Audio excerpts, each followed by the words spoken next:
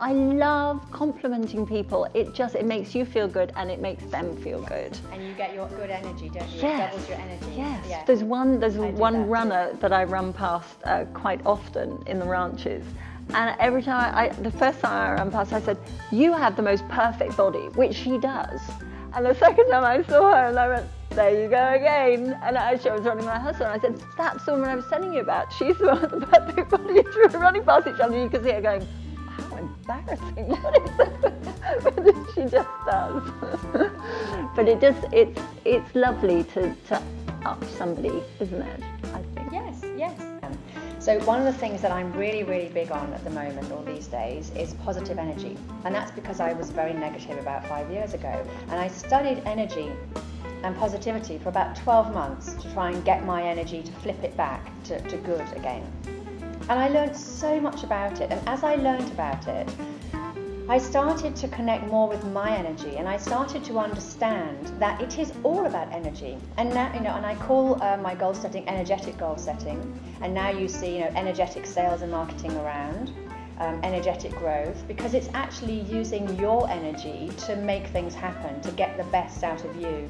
And you can pass this energy on to other people. So yes, with your compliment, because it's not what you're saying, it's actually how you're saying it. You are passing on the smiling, happy energy along with it.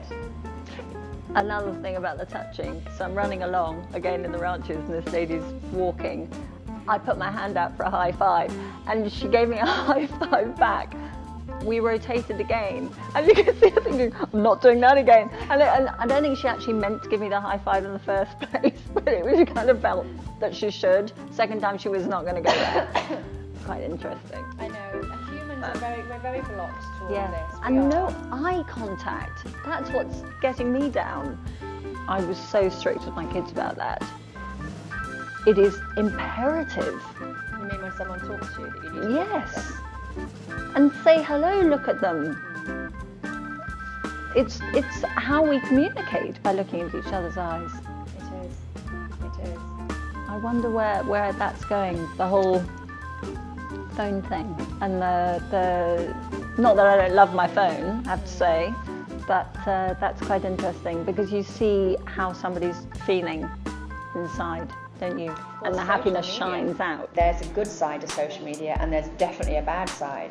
And with the rise of depression, a lot of this is attributed to social media. The way people can be so mean to each other on social media, the bullying that you get because they are behind a closed screen. For me, it's a bit like the cars that are blacked out. They are always the worst drivers.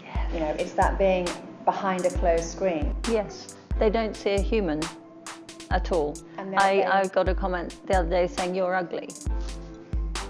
Why did you feel the need to say that? This is projection, okay? If you can get your head around this, it will make your life so much better because you will realize that what people are saying to you is projection of how they feel about themselves. How can it be about you? These people don't know you. I sent her a message and I said, why did you feel the need to say that? And I can't even remember what her response was, but I said, I hope that you will become happy. And she said, what makes you think I'm not happy? I said, because you wouldn't have said that if you were happy. And she didn't respond. But that is exactly where it comes from. I mean, why trawl through people? If you don't like something, move on. If you haven't got anything nice to say, don't say anything at all. When you said that comment to that lady, the reason that she didn't reply, I think, is because you stopped blindsiding her. She read what you wrote and she saw it. She saw it in her head and she thought, oh my God, yes, I'm the one that's not happy. It's not her, it's me. I'm hoping she did. Yeah. So it's good by just saying that, and this is how coaching works. It actually it involves working through all of these things to understand what are you being blindsided by.